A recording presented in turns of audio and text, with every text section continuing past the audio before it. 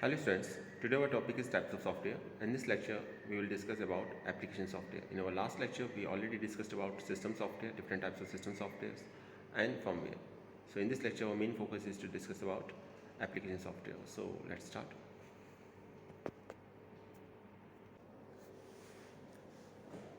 Students last video में हमने discuss किया था सिस्टम सॉफ्टवेयर के बारे में और हमने पढ़ा था सिस्टम डिफरेंट टाइप के सिस्टम सॉफ्टवेयर कौन कौन से होते हैं। एक ऑपरेटिंग सिस्टम था, लैंग्वेज प्रोसेसर था जिसमें हमने कंपाइलर, इंटरप्रेटर, सिमिलर को पढ़ा था। देन आफ्टर यूटिलिटी सॉफ्टवेयर्स हैं और जो सिस्टम मेंटेनेंस का काम करते हैं, जैसे antivirus is a type of utility software. और भी थे आपके, जैसे डिफ्रैगमेंटर, ये भी एक यूटिलिटी सॉफ्टवेयर है। तो ये सभी हमने सिस्टम सॉफ्टवेयर के बारे में पढ़ा था पिछली बार। और साथ साथ हमने समझा था कि फर्मवेयर क्या होते हैं, बायोस क्या है, बूटिंग प्रोसेस क्या है, डिफरेंट टाइप्स के बूटिंग क्या होती है, वार्म बूट और कोल्ड बूट में क्या डिफरेंस है। तो आज हमारा टॉपिक है, ये हम ऑलरेडी डिस्कस कर चुके हैं, एप्लीकेशन सॉफ्टवेयर। लास्ट वीडियो था आपका, जो कल का वीडियो था, बहुत इंपॉर्टेंट है एग्ज़ाम पॉइंट ऑफ व्यू से। तो ये सभी टर्मिनोलॉजी एग्ज़ाम में पूछी जाती हैं। आप अगर लास्ट के क्वेश्चन पेपर उठा के देखेंगे तो आपको इसमें से काफ़ी कुछ देखने को मिलेगा। इनफैक्ट इसमें से ऑपरेटिंग सिस्टम तो अपने आप में एक चैप्टर ही है। तो आज हम एप्लीकेशन सॉफ्टवेयर की बात करते हैं। एप्लीकेशन सॉफ्टवेयर क्या होता है, उससे पहले थोड़ा सा एक इंट्रोडक्शन दे देते हैं आपको। सॉफ्टवेयर क्या होते हैं? Software represent the set of programs. तो set of programs basically software कहलाते हैं that governs the operation of a computer system and makes the hardware run. जो ये गवर्न करते हैं किस तरीके से सॉफ्टवेयर आपका कंप्यूटर सिस्टम आपका रन करेगा और हार्डवेयर आपके रन करेंगे। And software can be classified into two different categories. तो टू कैटेगरीज होती हैं, first is system software and second is application software. So we can divide software into two types, system software और application software. The difference is very much very clear. I think अभी आपको clear हो चुका होगा, क्योंकि मैं last time भी बताया था, इस बार भी आपको एक बार फिर से बता देता हूँ। सिस्टम सॉफ्टवेयर बेसिकली वो सॉफ्टवेयर्स होते हैं जो सिस्टम की परफॉर्मेंस कैसे बेहतर हो या किस तरीके से सिस्टम प्रॉपर्ली रन करे, इसके लिए बनाए जाते हैं। ठीक है। तो जैसे आपका ऑपरेटिंग सिस्टम का क्या काम है? ऑपरेटिंग सिस्टम का काम ये है कि ये एक इंटरफेस प्रोवाइड कराता है between the user and the hardware. ठीक है। आपका कोई पर्टिकुलर टास्क फुलफिल नहीं करेगा ये। इसी तरीके से एंटीवायरस सॉफ्टवेयर है, तो ये आपका सिस्टम मेंटेनेंस का काम करता है, आपके सिस्टम से वायरस को रिमूव करता है, डिटेक्ट करता है, रिमूव करता है। तो ये भी एक सिस्टम सॉफ्टवेयर कहलाएगा। लैंग्वेज प्रोसेसर है, ये भी एक सिस्टम सॉफ्टवेयर कहलाएगा, क्योंकि जब हम कोई प्रोग्राम एग्जीक्यूट करते हैं, मान लीजिए हम पाइथन प्रोग्राम एग्जीक्यूट कर रहे हैं, तो पाइथन का इंटरप्रेटर इसको हाई लेवल लैंग्वेज कोड को लो लेवल लैंग्वेज कोड में कन्वर्ट करेगा। तो ये भी एक सिस्टम सॉफ्टवेयर है। तो ये सभी आपके सिस्टम सॉफ्टवेयर की कैटेगरी में आते हैं। आज हम बात करते हैं एप्लीकेशन सॉफ्टवेयर की। सिस्टम सॉफ्टवेयर हम ऑलरेडी डिस्कस कर चुके हैं काफ़ी डिटेल में, तो आज हम एप्लीकेशन सॉफ्टवेयर की बात करेंगे और ये भी एग्जाम में पूछ लिया जाता है अलग से। तो सॉफ्टवेयर की बेसिकली टू कैटेगरीज हैं, एक है सिस्टम सॉफ्टवेयर और एक है आपका एप्लीकेशन सॉफ्टवेयर। तो चलिए आज स्टार्ट करते हैं एप्लीकेशन सॉफ्टवेयर से। So the application software is a set of program necessary to carry out operation for a specified application. तो एप्लीकेशन सॉफ्टवेयर वो प्रोग्राम्स का सेट होता है जो पर्टिकुलर एक स्पेसिफाइड एप्लीकेशन के लिए डिज़ाइन किया था, बनाया जाता है। वो एप्लीकेशन किसके लिए होगी? वो हमारे और आपके लिए होगी। ठीक है। जैसे मैं आपको एक एग्जांपल देता हूँ। मान लीजिए आपको एक लेटर टाइप करना है कंप्यूटर में, तो आप क्या करेंगे? आप एम एस वर्ड का यूज़ करेंगे। तो एम एस वर्ड प्रोग्राम है एक सॉफ्टवेयर का, जिसको बोलते हैं हम M S office. M S office का पार्ट है, तो आपको एम एस ऑफिस इंस्टॉल करना होगा। एम एस ऑफिस किस लिए डिज़ाइन किया गया है? एम एस ऑफिस डिज़ाइन किया गया है बेसिकली ऑफिस की जो भी नीड्स हैं उनको फुलफ़िल करने के लिए। जैसे आपको लेटर टाइप करनी है, या आपको एक वर्कशीट पर काम करना है, या आपको पर्टिकुलर कोई पावर पॉइंट प्रेजेंटेशन बनानी है, डेटाबेस प्रिपेयर करना है, तो एम एस एक्सेस यूज़ करेंगे उसके लिए। तो ऑफिस की नीड्स को फुलफ़िल करने के लिए, यानी ऑफिस के जो भी टास्क हैं उनको कंप्लीट करने के लिए बनाया गया है आपका एप्लीकेशन सॉफ्टवेयर। एप्लीकेशन इस सॉफ्टवेयर को बनाएगा, तो ये एक एप्लीकेशन सॉफ्टवेयर कहलाएगा। तो ये तो था एक जनरल डिस्कशन, लेकिन इतना भी सिंपल नहीं है। एप्लीकेशन सॉफ्टवेयर की बेसिकली थ्री कैटेगरीज हैं। एक है जनरल पर्पज़ एप्लीकेशन सॉफ्टवेयर, एक है स्पेसिफिक पर्पज़ एप्लीकेशन सॉफ्टवेयर, और एक है कस्टमाइज सॉफ्टवेयर, और जिसे हम बोला जाता है बेस्पोक सॉफ्टवेयर। तो जनरल पर्पज़ एप्लीकेशन सॉफ्टवेयर से क्या मतलब है? जनरल पर्पज़ एप्लीकेशन सॉफ्टवेयर वो सॉफ्टवेयर कहलाते हैं जो बेसिकली एक कॉमन टास्क को फुलफ़िल करते हैं।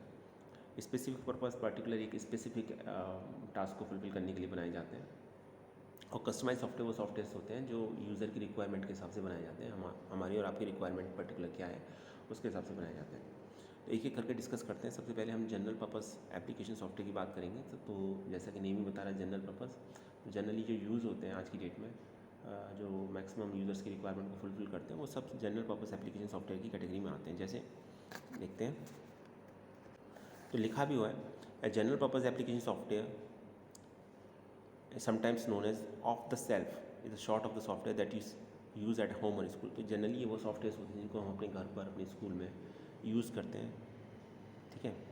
तो ये जनरल पर्पस के लिए यूज़ किए जाते हैं, कोई इनका कोई स्पेसिफिक पर्पस नहीं होता। जनरली जो रिक्वायरमेंट होती है हमारी और आपकी, जैसे मैंने अभी थोड़ी देर पहले एग्जाम्पल बताया आपको कि आपको कोई लेटर टाइप करना है कंप्यूटर में, तो लेटर एक स्टूडेंट भी टाइप कर सकता है, उसे अपने नोट्स भी हो सकता है प्रिपेयर करने पड़े, या कोई एप्लीकेशन लिखनी है, और ये ऑफिस में कोई क्लर्क भी काम कर सकता है, ठीक है। और रिज्यूम भी आप इसमें अपना बना सकते हैं। तो ये सभी लोगों के लिए, चाहे वो कोई एम्प्लॉय हो, चाहे वो स्टूडेंट हो, चाहे वो टीचर हो, चाहे वो मैनेजमेंट का पर्सन, मैनेजमेंट से रिलेटेड कोई पर्सन हो, सभी को वो यूज़ करना पड़ेगा। तो इसके लिए जनरली एक इस तरह से सॉफ्टवेयर यूज़ किए जाते हैं।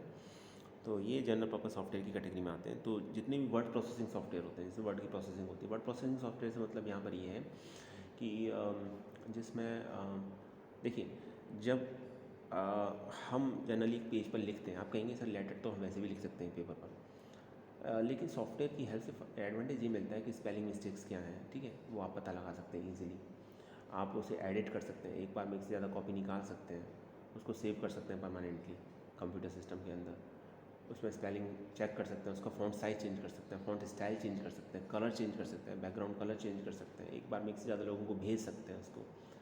तो ये सभी एडवांटेज मिलते हैं जब हम कंप्यूटर में सॉफ्टवेयर की हेल्प से बनाते हैं। ये जनरली एडवांटेज हमें नहीं मिलती, ये एडवांटेज हमको देखने को नहीं मिलेंगे अगर हम इसको मैनुअली करेंगे काम को। तो जितने भी वर्ड प्रोसेसिंग सॉफ्टवेयर आते हैं वो सब आपके जनरल पर्पस सॉफ्टवेयर की कैटेगरी में आते हैं। तो general purpose application software is a type of application that can be used for a variety of task. It is not limited to one particular function. ये किसी पर्टिकुलर एक function से related नहीं होते, ये जनरली यूज़ होने वाले home और स्कूल्स में, ऑफिस में, ये वो सॉफ्टवेयर्स होते हैं। तो कुछ मेजर कैटेगरीज हैं, जैसे वर्ड प्रोसेसिंग सॉफ्टवेयर। तो ये जितने वर्ड प्रोसेसिंग सॉफ्टवेयर आते हैं जनरल पर्पस सॉफ्टवेयर की कैटेगरी में आते हैं, क्योंकि जनरली इनका यूज़ हर जगह होता है।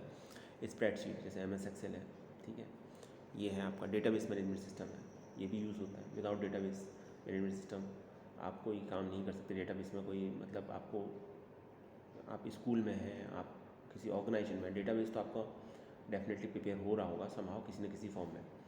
तो बहुत से सॉफ्टवेयर ऐसे हैं जो डेटाबेस को मैनेज करते हैं। फिर ग्राफिक्स मल्टीमीडिया प्रेजेंटेशन एप्लीकेशंस से रिलेटेड सॉफ्टवेयर्स हैं। प्रेजेंटेशंस या ग्राफिक मल्टीमीडिया के भी आज की डेट में हर जगह यूज़ होता है, कोई फील्ड ऐसा नहीं जहाँ यूज़ नहीं होता हो।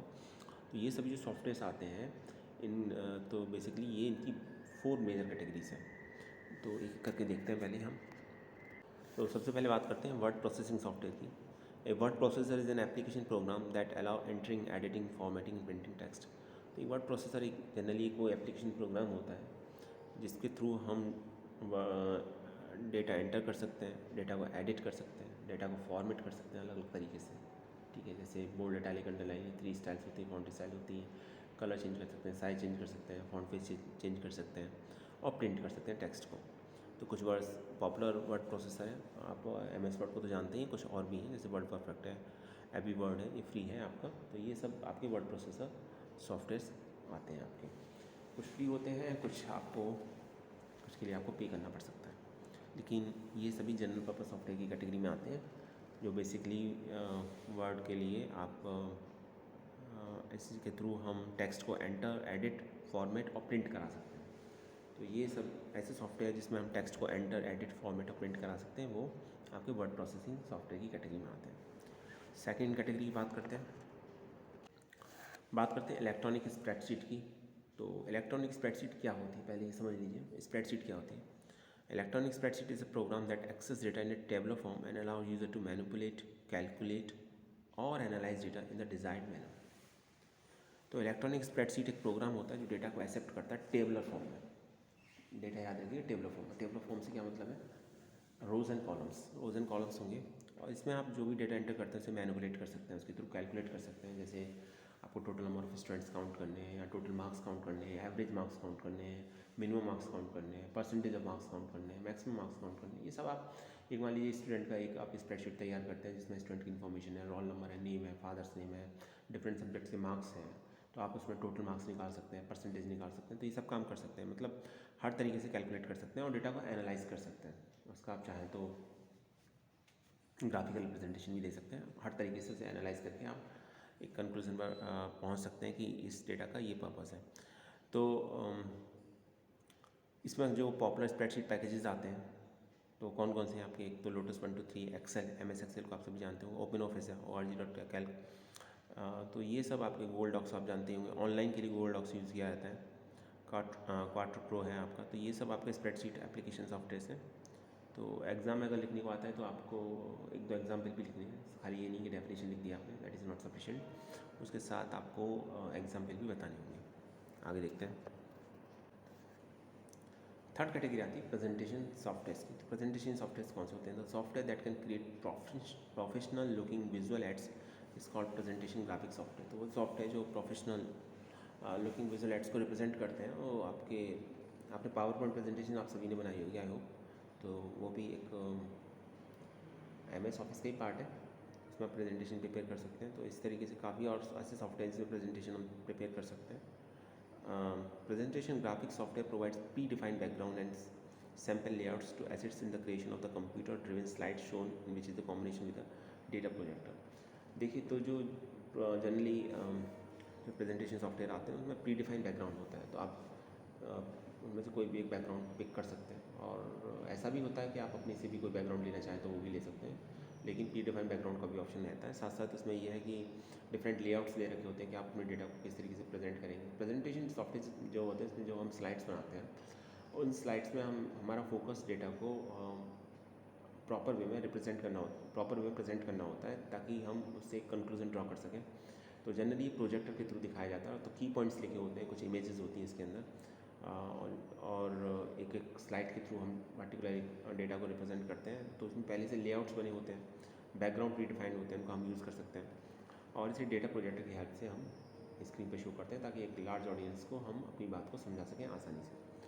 तो ये प्रेजेंटेशन सॉफ्टवेयर भी जो होते हैं ना, वो भी आपका जनरल पर्पस एप्लीकेशन सॉफ्टवेयर की कैटेगरी में आता है। आगे देखते हैं। नेक्स्ट आता है डेटाबेस मैनेजमेंट सॉफ्टवेयर। तो सबसे पहले तो आप डेफिनेशन समझ लीजिए कि डेटाबेस मैनेजमेंट सॉफ्टवेयर क्या है और डेटाबेस क्या है। Database is nothing but only the collection of inter related data. Inter related data का जो आपका कलेक्शन है उसको हम डेटाबेस बोलते हैं। और डेटाबेस मैनेजमेंट सिस्टम एक ऐसा सॉफ्टवेयर होता है या एक ऐसा सिस्टम है, ठीक है, जिसके थ्रू हम डेटा को सॉफ्टवेयर की हेल्प से क्रिएट कर सकते हैं, मैनिपुलेट कर सकते हैं, डेटा को चेंज कर सकते हैं, डेटा में मैनिपुलेट कर सकते हैं, ठीक है, एडिट कर सकते हैं जो भी इंफॉर्मेशन है, और डेटा को व्यू कर सकते हैं डिफरेंट एस्पेक्ट्स में। तो database management software nothing but only the basically the set of programs by which we can create or manipulate a particular database। तो हम एक पर्टिकुलर डेटाबेस को क्रिएट और मैनिपुलेट कर सकते हैं with the use of a software that is called the database management software. इसलिए इसे डेटाबेस मैनेजमेंट सॉफ्टवेयर या DBMS बोला जाता है। MS एक्सेस को आप सभी जानते हो, ये MS ऑफिस का पार्ट है, हम सभी जानते हैं। ओपन ऑफिस में org.base होता है, वो आपका डेटाबेस है। Oracle हम सब जानते हैं, ऐसे ही कुछ और डेटाबेस भी हैं, जैसे MySQL है, SQL सर्वर है, तो ये सभी डेटाबेस मैनेजमेंट सिस्टम है। डेटाबेस और डेटाबेस मैनेजमेंट सिस्टम तो अलग बातें हैं। डेटाबेस का मतलब होता है collection of inter related data, ठीक है, और डेटाबेस मैनेजमेंट सिस्टम का या सॉफ्टवेयर का मतलब ये होता है कि हम सॉफ्टवेयर के थ्रू डेटाबेस को एक्सेस कर रहे हैं, डेटा को मैनिपुलेट कर रहे हैं, डेटाबेस को क्रिएट कर रहे हैं। तो ये आपका डेटाबेस मैनेजमेंट सॉफ्टवेयर कहलाता है, DBMS, इन शॉर्ट DBMS कहलाता है। तो अगर एग्जाम में डेफिनेशन लिखनी आती है DBMS की, तो आप क्या लिखेंगे? DBMS is a set of programmes that create or manipulate the data in the database। Okay, simple definition, इसको याद कर लीजिएगा। एक बार मैं फिर से बोल देता हूँ। DBMS is a collection of computer programs that create and manipulate the data in the database। तो चलिए आगे देखते हैं। अब बात करते हैं स्पेसिफिक पर्पस एप्लीकेशन सॉफ्टवेयर। जैसा नेम ही बता रहा है स्पेसिफिक पर्पस, इसका मतलब इसका एक पर्टिकुलर एक स्पेसिफिक मीनिंग होता है, एक पर्पस होता है। तो ये जनरल पर्पस के लिए यूज़ नहीं किए जाते, स्पेसिफिक पर्पस होता है, सिर्फ उसी टास्क को फुलफिल करते हैं।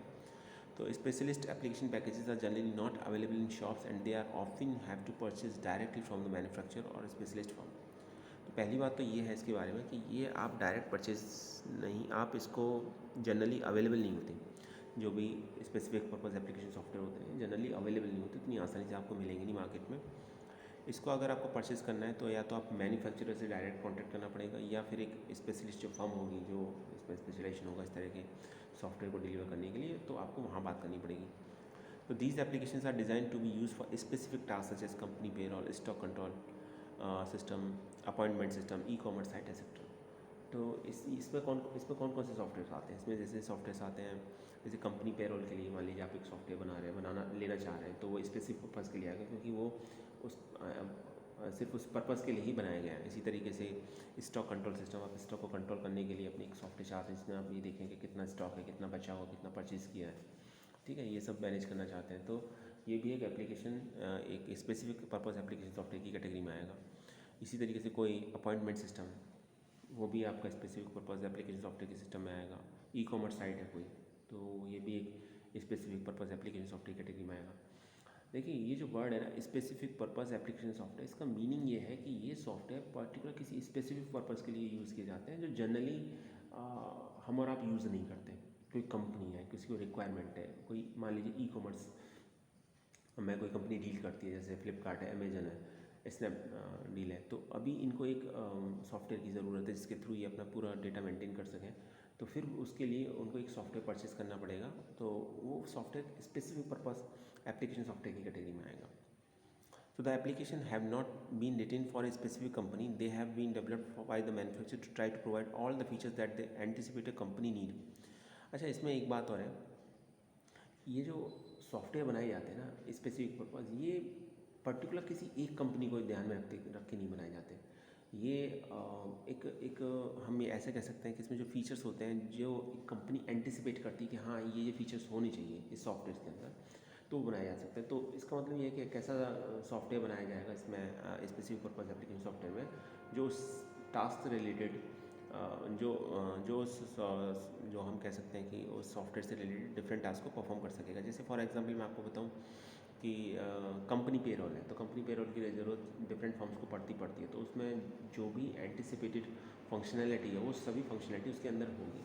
हो सकता है कि सभी का वर्क करने का तरीका थोड़ा सा अलग हो फॉर्म का, तो लेकिन जनरली जो चीज़ें होती हैं वो सभी उसमें देखने को आपको मिलेंगी, तो इसलिए इसे स्पेसिफिक पर्पज़ एप्लीकेशन सॉफ्टवेयर कहा जाता है। तो स्पेसिफिक पर्पज़ एप्लीकेशन सॉफ्टवेयर एक स्पेसिफिक एप्लीकेशन को ध्यान में रख के बनाया जाता है, और एक जो कंपनी जो एंटिसिपेट करती है कि सॉफ्टवेयर में ये होना चाहिए वो सब फीचर्स उसके अंदर प्रोवाइड करा दिए जाते हैं। ये अलग बात है कि ये जब इस तरह से ये क्रिएट किए जाते हैं तो ये ध्यान नहीं रखा जाता, पर्टिकुलर किसी कंपनी को फोकस रख के ये नहीं रखा जाता है। एक मार्केट में एक सर्वे किया जाता है कि क्या क्या ज़रूरत है उस सॉफ्टवेयर की, क्या क्या बेसिक नीड्स हैं, और वो सभी फंक्शनलिटी उस सॉफ्टवेयर के अंदर प्रोवाइड कराई जाती है। तो पर्टिकुलर किसी एक कंपनी फर्म के लिए ये नहीं डिज़ाइन किया जाता है। इसमें एक जो एंटिसिपेट किया जाता है हमसे कि ये कंपनी रिक्वायरमेंट होगी या ये नीड होगी, उसको ध्यान में रख के बनाया जाता है, इसलिए इसे स्पेसिफिक पर्पज़ एप्लीकेशन सॉफ्टवेयर बोला जाता है। आगे चलते हैं, तो इसके थोड़ा सा एग्जांपल देख लेते हैं पहले स्पेसिफिक पर्पज़ के। जैसे इसमें अगर कैटेगरी आई तो अकाउंटिंग मैनेजमेंट सॉफ्टवेयर, तो अकाउंटिंग मैनेजमेंट सॉफ्टवेयर की ज़रूरत तो सभी कंपनी को पड़ती है, तो इसके लिए ऐसा नहीं कि कंपनी वाइज हम जाके एक कंपनी के लिए अलग अलग सॉफ्टवेयर बनाया जाता है, नहीं, इनके लिए एक जनरल एक इस तरीके से सॉफ्टवेयर बना दिया जाता है। लेकिन हाँ, ये सॉफ्टवेयर जो होगा ये आपका अकाउंटिंग के पर्पज़ को फुलफिल करेगा।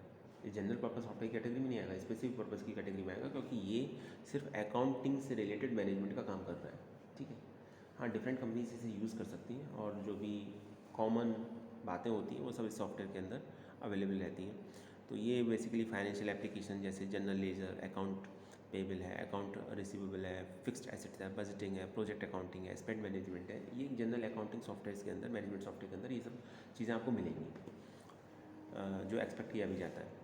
ऐसी अगर रिजर्वेशन सिस्टम के लिए अगर एक सॉफ्टवेयर प्रिपेयर किया जाए स्पेसिफिक पर्पज़, तो उसमें क्या क्या मिलेगा आपको? उसमें टिकट बुक करने के लिए रेलवे से या एयरवे से, या फिर मूवीज़ के लिए, या पर्टिकुलर किसी इवेंट के लिए किस तरीके से टिकट बुक की जाती है, ये सब इसके अंदर सिस्टम प्रोवाइड कराया जाएगा। फिर बात करते हैं HR मैनेजमेंट सॉफ्टवेयर की। तो human resource management system HRMS is a software application that combines many human resources functions including payroll, recruiting and training, and performance analyzing and review into one package. तो HR management softwares होते हैं जो human resource से related work करते हैं। जैसे किसी भी ऑर्गेनाइजेशन में जितने भी ह्यूमन बींग्स हैं उनकी अपनी पर्टिकुलर सैलरी होगी, रिक्रूटमेंट ट्रेनिंग से रिलेटेड डेटा होगा, उनकी परफॉर्मेंस एनालाइज करने के लिए कुछ ना कोई मैकेनिज्म होगी। तो ये सब प्रोवाइड कराया जाता है HR मैनेजमेंट सॉफ्टवेयर के थ्रू।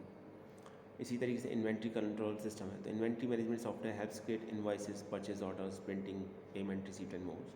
तो इन्वेंट्री कंट्रोल सिस्टम में ये सब इनवॉइसेस क्रिएट करना, जो भी परचेज ऑर्डर है उनको मेंटेन करना, पेमेंट, रिसीप्ट, ये सब इन्वेंट्री कंट्रोल सिस्टम्स के अंदर होता है। System inventory control system software के अंदर ये सब आपको देखने को मिलेगा। तो ये सभी आपके किस कैटेगरी में आते हैं? स्पेसिफिक पर्पस एप्लीकेशन सॉफ्टवेयर की कैटेगरी में आते हैं।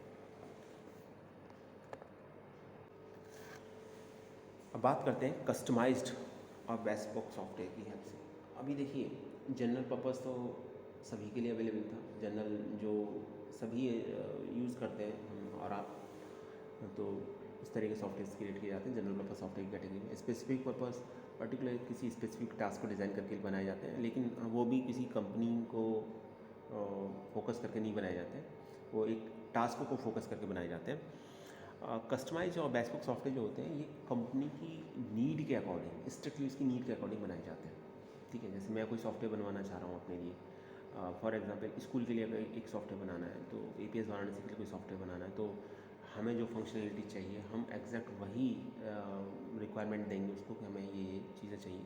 अब स्कूल तो और भी हैं, तो अभी इसमें ऐसा है, लेकिन हमें अपने अकॉर्डिंग उसको बनवाना है। तो इसको इस तरह के सॉफ्टवेयर अगर आप इस तरह के सॉफ्टवेयर को कस्टमाइज्ड या बेस्पोक सॉफ्टवेयर बोला जाता है, क्योंकि इसको टेलर मेड सॉफ्टवेयर भी बोला जाता है, क्योंकि यूज़र की रिक्वायरमेंट के अकॉर्डिंग बनता है। जैसा आप चाहेंगे बिल्कुल वैसा बनेगा। ठीक है, इसे सिर्फ आप ही यूज़ कर सकते हैं क्योंकि वो स्ट्रिक्टली आपकी नीड के अकॉर्डिंग बना हुआ है। टेलर मेड सॉफ्टवेयर भी इसलिए टेलर मेड सॉफ्टवेयर भी बोला जाता है। जैसे टेलर के पास जाते हैं, आप क्या काम करते हैं, अपने लिए आपको डिफरेंट क्लॉथ्स है तो आपकी फिटिंग के अकॉर्डिंग आप देखेंगे। तो ऐसा नहीं है कि वो कोई और नहीं पहन सकता, लेकिन जो भी पहनेगा हो सकता है उसमें कंफर्टेबल ना हो, उसका साइज़, शेप सब आपके जैसा होना चाहिए, हाइट वगैरह सब। तो इसी तरीके से ये जो कस्टमाइज सॉफ्टवेयर्स होते हैं ये यूज़र की यूज़र की जो रिक्वायरमेंट है स्ट्रिक्टली उसके अकॉर्डिंग बनाए जाते हैं, इसलिए से कस्टमाइज या टेलर मेड या बेस्पोक सॉफ्टवेयर बोला जाता है। सो एडवांटेज क्या है इसका? The company will get the exact software that they need. तो जो स्पेसिफिक पर्पज़ में था, तो चूँकि पर्पज़ या टास्क को ध्यान में रख के बनाए जाते थे, तो कंपनी का उसमें ये था कि हाँ रिक्वायरमेंट फुलफिल हो रही थी, लेकिन एग्जैक्ट नहीं हो रही थी। कस्टमाइज में एग्जैक्ट होती है आपकी, एग्जैक्टली जो वो चाहते हैं। ठीक है, the software will work exactly how they want to work. तो ये जैसा आप चाहते हैं, बिल्कुल एग्जैक्ट जैसा सॉफ्टवेयर चाहते हैं, बिल्कुल आपको वैसा कस्टमाइज सॉफ्टवेयर में मिलेगा।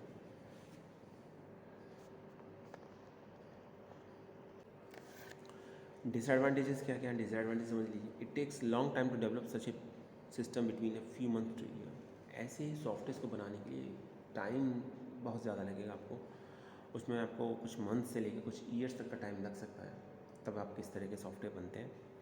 तो काफ़ी इसमें कॉस्ट बहुत ज़्यादा होती है। It cost a great deal of money to develop such a system. तो टाइम भी लगता है, कॉस्ट भी ज़्यादा लगती है। टाइम हो सकता है कि कुछ महीने लगे, कुछ फ्यू मंथ्स लगे, और ये हो सकता है ये काफ़ी साल लग जाए इसे बनाने में, मैनी नंबर ऑफ ईयर्स इसके अंदर हों।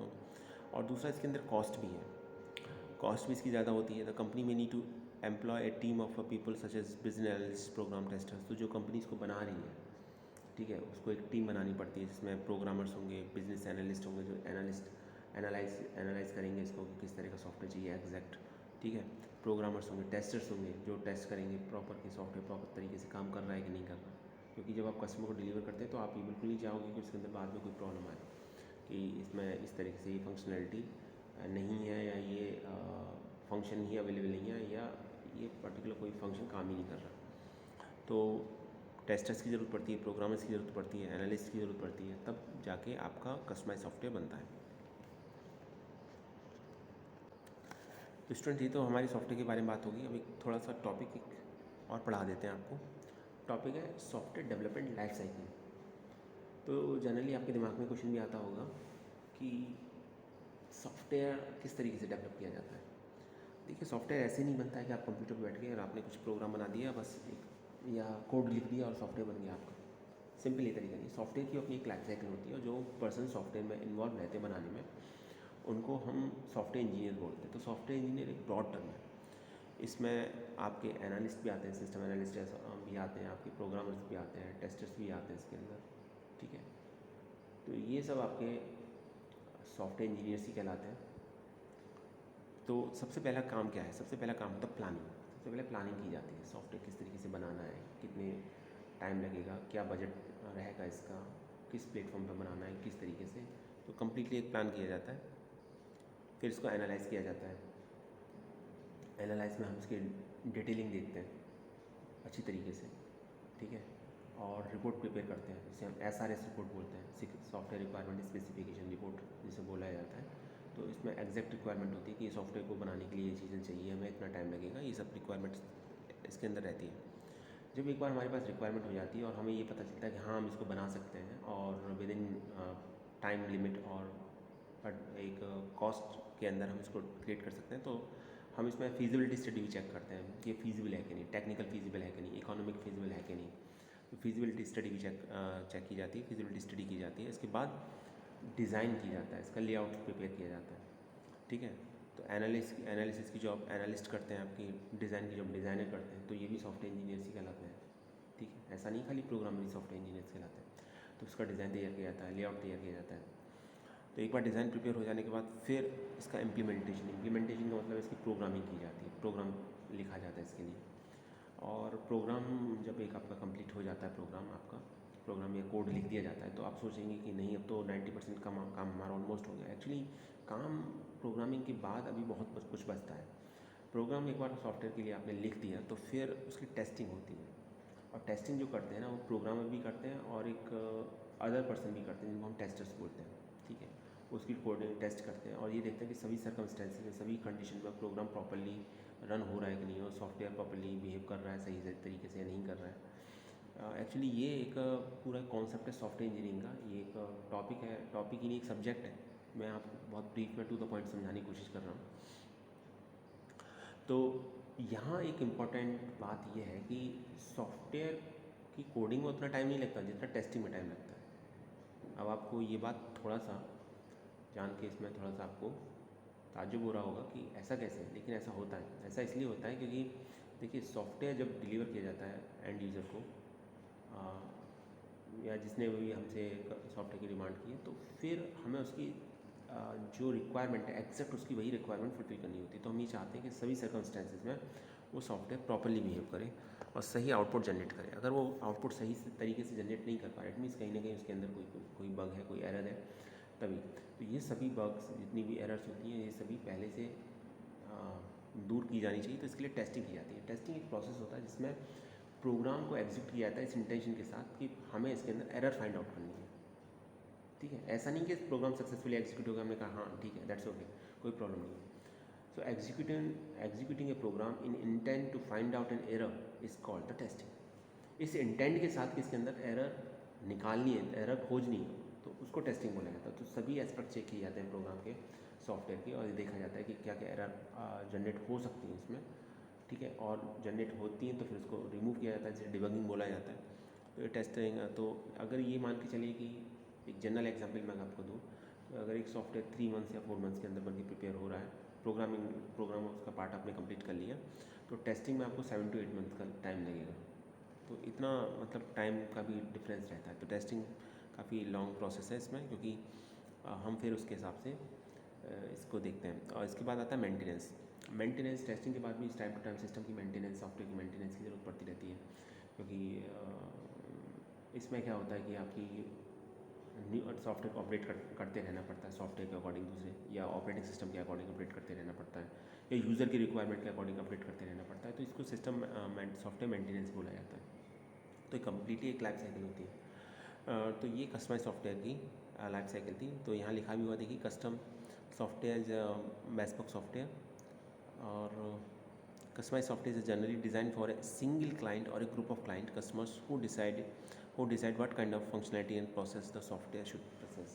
तो customized software वो सॉफ्टवेयर होते हैं जो पर्टिकुलर एक पर्सन या ग्रुप ऑफ पीपल्स के लिए बनाए जाते हैं, और ये ध्यान में रखते हुए कि इनकी एग्जैक्ट नीड क्या है, उसके अकॉर्डिंग ये बनाए जाते हैं। तो आई होप आपको स्टूडेंट समझ में आ चुका होगा। थोड़ा सा ये ध्यान रखिएगा कि कस्टमाइज सॉफ्टवेयर को टेलर मेड सॉफ्टवेयर या बेस्पोक सॉफ्टवेयर भी बोला जाता है। तो ये तीनों में से किसी एक नाम से पूछा जा सकता है आपके एग्ज़ाम में। तो अगर पूछा जाता तो आप लिख सकते हैं SDLC लिखने की ज़रूरत नहीं है, सिस्टम डेवलपमेंट लाइफ साइकिल लिखने की ज़रूरत नहीं है। हाँ, लेकिन फुल फॉर्म याद रखिएगा, SDLC system development life cycle, system या सॉफ्टवेयर डेवलपमेंट लाइफ साइकिल। इसको सॉफ्टवेयर डेवलपमेंट लाइफ साइकिल बोला जाता है, सिस्टम डेवलपमेंट लाइफ साइकिल बोला जाता है। तो सॉफ्टवेयर को या पर्टिकुलर की सिस्टम को डेवलप करने के लिए जो लाइफ साइकिल यूज़ की जाती है, लाइफ साइकिल होती है, उसे हम सॉफ्टवेयर डेवलपमेंट लाइफ साइकिल होते हैं। तो स्टूडेंट, आज की वीडियो के लिए इतना ही। आई होप अभी आपको ये समझ में आ चुका होगा, आपका सॉफ्टवेयर वाला पार्ट कंप्लीट हो चुका है, तो इसको थोड़ा सा रिवाइज कर लीजिएगा। Thanks for watching this video.